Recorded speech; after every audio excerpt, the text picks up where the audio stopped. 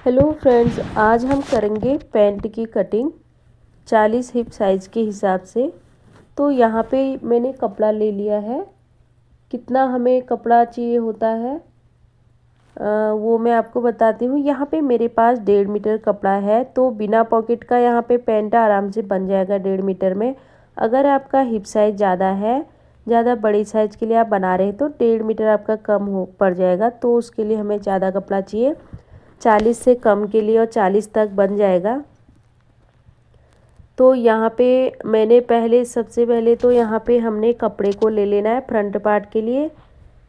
Front part के लिए कपड़ा लेने के लिए हमें फिक्स ही लेना है, एक्स्ट्रा बिल्कुल नहीं करना है। बैक पार्ट के लिए कपड़ा कम ना हो, इसलिए हमें जितना भी हमारा हिप है, टोटल हिप की गोलाई है, उसको हमने 4 से भागा देना है।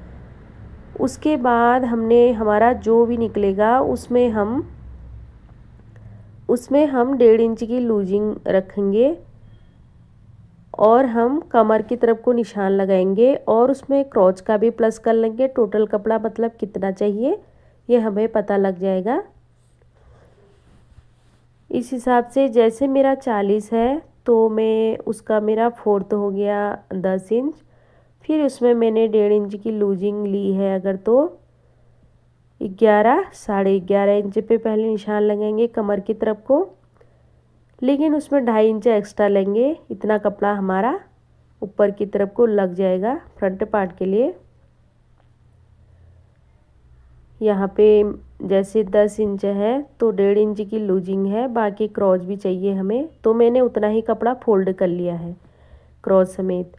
तो ये निशान अब हम नीचे की तरफ को करेंगे। ये मेन है हमारा अभी निशान, क्रॉच तो हम नीचे की तरफ लेंगे। अभी मेन ये वाला निशान है। अब हमें आसन नीचे की तरफ को आसन की लंबाई क्या रखनी है वो देखना है। अब आसन के लिए भी हमने वही करना है। अभी हमने हिप का 4th किया था, अब हम अपनी टोटल पैंट की लेंथ है, जो हमारी रेडी लेंथ है, उसको 4 से भागा देंगे। उसमें 1.5 इंच की लूजिंग रखने के बाद हम निशान लगा लेंगे। जितना भी हमारा आया हो उसको हम निशान लगाएंगे। यहाँ पे मैंने इसको निशान लगा के सीधी लाइन खींच ली है। अब यहाँ जितना यहाँ पे है इसी को सीधा हम नीचे कर लेते हैं। यहाँ पे निशान लगाएंगे। अब यहाँ पे हमारा क्रॉच हो गया, 2.5 इंच मैंने क्रॉच लिया हुआ है इस तरीके से।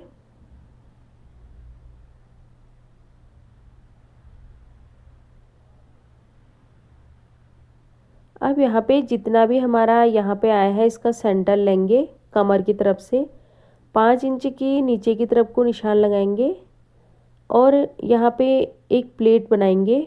फ्रंट पार्ट में प्लेट डालने वाली हूँ मैं, तो मैंने यहाँ पे निशान लगा लिया है। फुल इलास्टिक पैंट बनाऊंगी।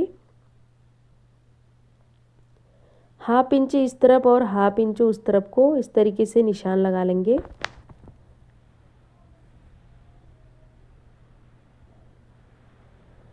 ये हमारा फ्रंट पार्ट है। तो यहाँ पे अब हम इसके क्रॉच की गोलाई देंगे। 2 इंच पे भी दे सकते हैं, लेकिन नहीं, यहाँ पे मैंने 1.5 इंच पे दिया हुआ है। इसको बहुत ज़्यादा गहरा भी नहीं देना है और बहुत ज़्यादा ऊपर ऊपर भी नहीं लगाना है निशान। इसको एक बढ़िया सा शेप देना है। बहुत ज़्यादा गहरा देने से खिंचाव आ सकता है पेंट में। अब हमने अपने पेंट का सेंटर निकालना है। क्रॉच से ही हमने लेना है, इसका हाफ लेंगे इस तरीके से। टोटल जो बीच में इसकी सेंटर है वो इसको निकाल लेंगे। यहाँ पे मैंने निकाल लिया है 7 इंच पे, टोटल 14 इंच पे हो रहा है। तो वही हमने अब नीचे की तरफ को मोहरी की तरफ भी निकालना है इसका सेंटर। 7 इंच यहाँ से नाप लेते हैं। यही निशान हम नीचे उठाएंगे। पहले हम अपनी टोटल लंबाई का निशान लगाते हैं नीचे की तरफ को। रेडी लेंथ हमें क्या रखनी है वो निशान पहले लगा लेंगे। इसको सीधा करेंगे।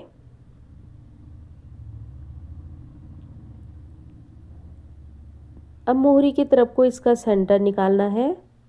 उसके लिए 7 इंच का यहाँ पे निशान लगा लिया है। ये हमारा सेंटर हो गया। इस लाइन को सीधा खींच लेते हैं।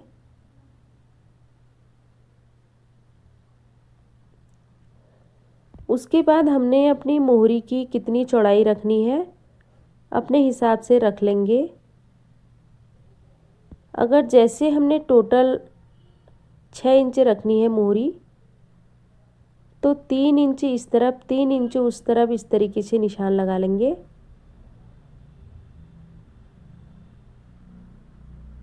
बराबर लेंगे दोनों तरफ को। जैसे यहाँ पे 3 इंच इस तरफ मैंने निशान लगा लिया है और 3 इंच इस तरफ लगा लिया है। इस तरीके से अगर हमें अपनी मोहरी को चौड़ा रखना है, हमें बढ़ाना है अगर, तो हम दोनों तरफ से बराबर बढ़ाएंगे। जैसे अगर हमें 4 इंच रखना है, 1-1 इंच बढ़ाएंगे तो अगल बगल बराबर बढ़ाएंगे दोनों तरफ से। और ये हमारा सेंटर निकल गया है यहाँ पे। अब हमने अपने स्केल को इस तरीके से रखना है।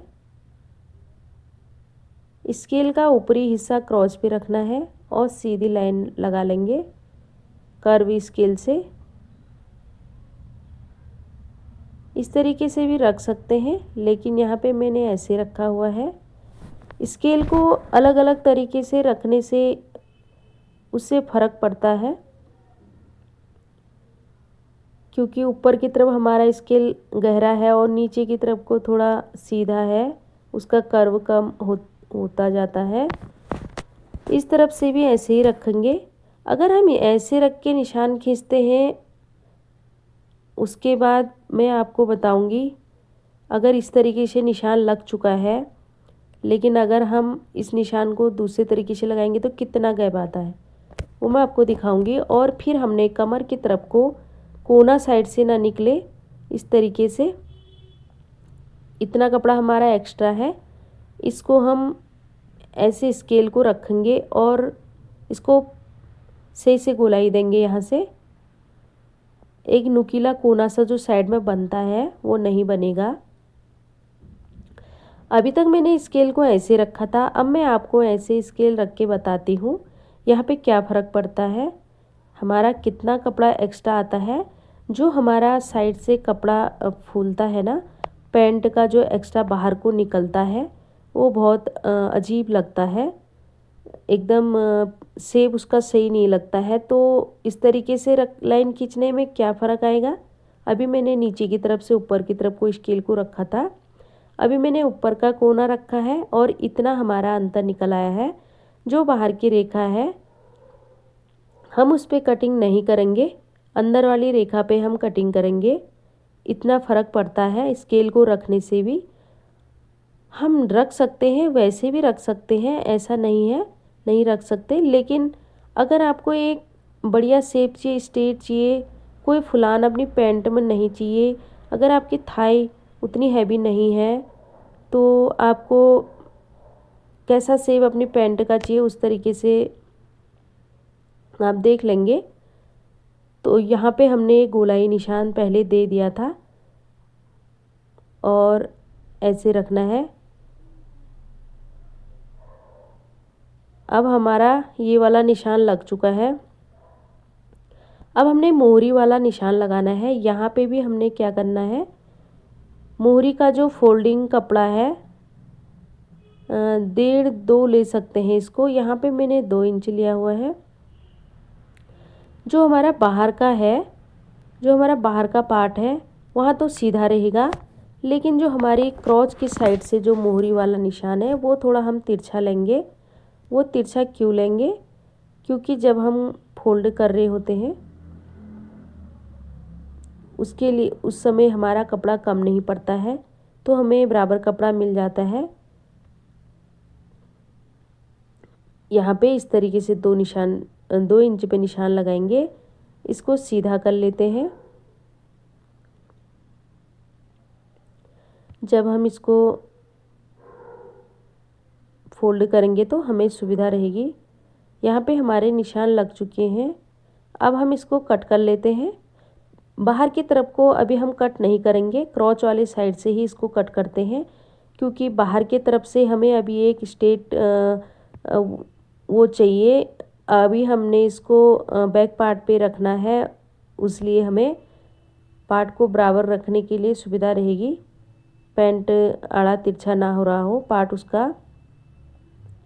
उसको बाद में कट करेंगे। और क्रॉच वाली साइड से हम इसको कट कर लेते हैं।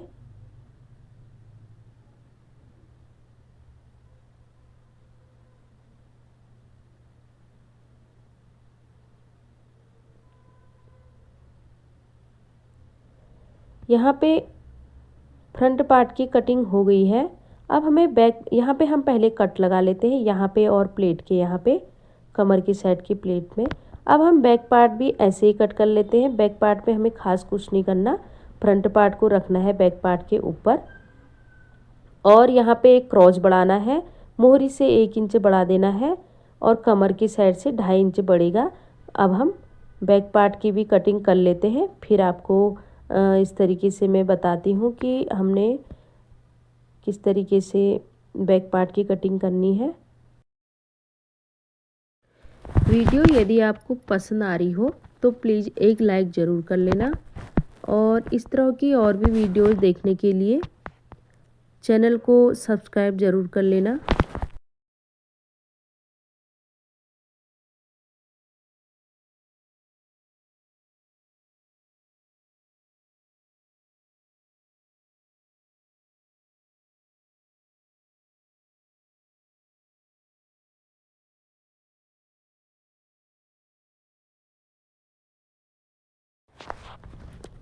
यहाँ पे मैंने बैक पार्ट की भी कटिंग कर ली है, और इसमें क्या क्या बदलाव होते हैं।